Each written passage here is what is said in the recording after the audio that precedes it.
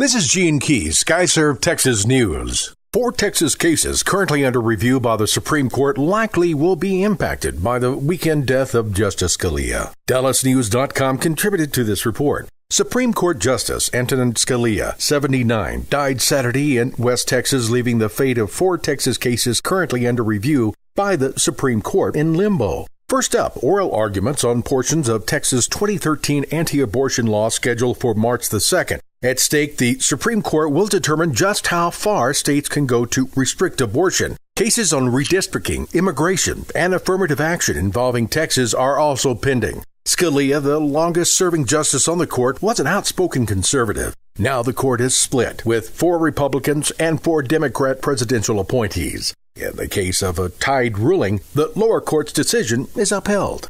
According to many CSI TV programs, you have bite mark evidence, it's a slam dunk. In Texas, they are saying not so fast. DallasNews.com contributed to this report. Texas on Friday became the first state in the United States to recommend a ban on the use of bite mark analysis in criminal cases, a decision that could prompt change in courtrooms nationwide. The Texas Forensic Science Commission recommended courts institute a moratorium on the use of bite marks until additional scientific research is done to confirm its validity. The decision comes after Stephen Mark Cheney, a Dallas man, was freed from prison last fall when the court agreed that bite mark evidence used to convict him of murder was bogus. Courts nationwide have used such evidence for decades to identify suspects in murders, sexual assaults, child abuse, and other violent crimes. In recent years, though, critics have posed serious questions about whether bite marks can be used accurately to pinpoint the perpetrator of crime. Texas, which has become a national leader in forensic science developments,